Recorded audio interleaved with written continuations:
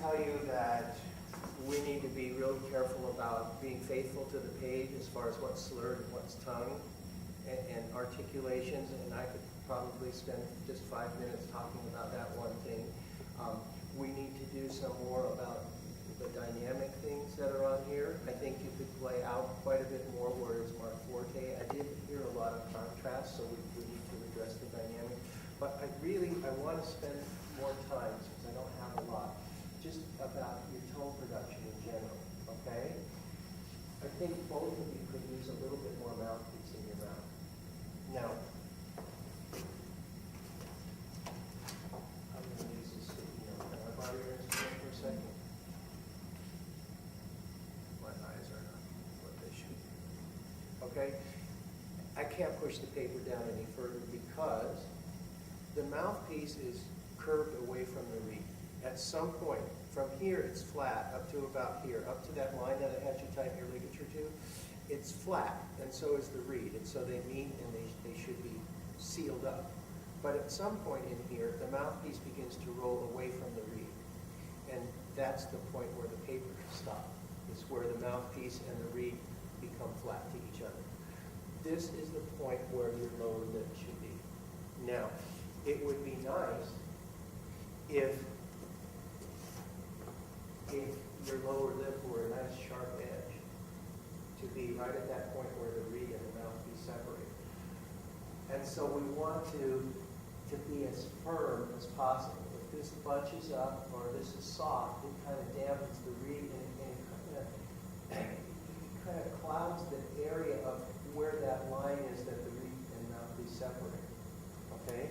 And so, have you ever had somebody talk to you about flat chins? No?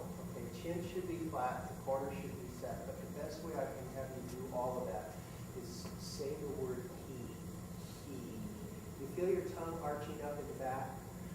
So, if you're tonguing, I would say change your tonguing syllable to T as opposed to to or ta. Okay, T, and hold the vowel inside your mouth so that all the time you're playing it,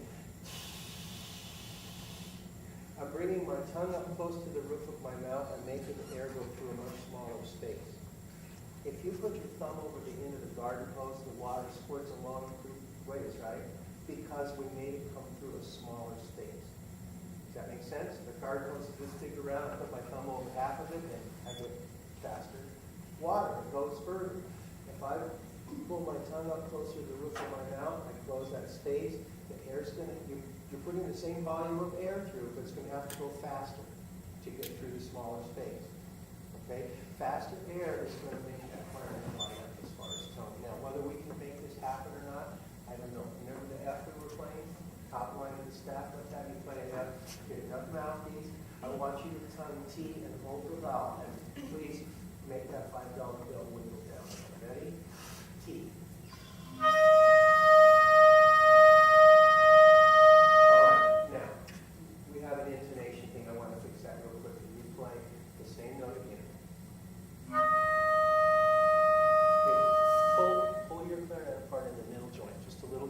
About as thick as a business card. You can slip it. No, not you. Sure. I'm sorry. Okay.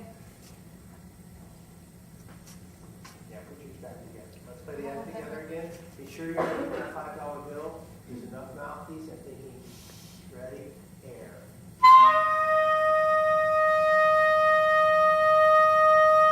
All right. Now, it's easy for me to say. All you have to do is say T. You've got fingering. You've got articulation. You've got dynamics, you've got rhythms, you're changing register. There's lots of things going on.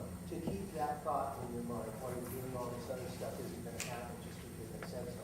Okay? It's a thing like everything else. You're going to have to practice. And so we go back to something simple like C, D, E, F, G, F, E, D, C, which you can do in your sleep, and you think about the shape of the tongue. And flattening, tightening. But that all happens when you go, the corners come back and the chin goes flat. You can't avoid it if you're thinking teeth, okay? And a little bit more mouthpiece. And I don't know if people play with frisbees very much anymore, but there was a time when I would say, you know, have you ever taken a frisbee and thrown it at the floor and it ricochets up? So I lost my point because you haven't done that, but that's what I want you to do with your tone. Your clarinet's at about a 45-degree angle. Imagine that you're going to bounce the tone from the floor right up to the audience at an angle, okay? But you're not playing it directly at them. You're using the floor as a rebound point, so you've got to have lots of pressure. Now, a friend of mine who came and coached my clarinet section a long time ago described to me when he was playing, he said, I feel like a spray can. Hard on the outside hand, pressurized. And if we say T, we'll close that space, and we have pressurized air, you're going to get a much bigger sound, especially if we move the mouthpiece in where the reed breaks away. Be sure you have that much in your mouth. And you're going to get a much bigger sound. The clarinet's going to respond, and all those notes, the ones that you were worried about too, are going to come out with less effort. And when the instrument's responding with less effort, then you can focus your attention on all these other things, mechanical things, right? Okay? So, we had some concerns about rhythmic things lining up, tempo steadiness, and so forth. But all of those things are not going to get solved until we're really comfortable with producing the tone. All right? And so I'm running over into the next people's time. I wish I had another 5 minutes.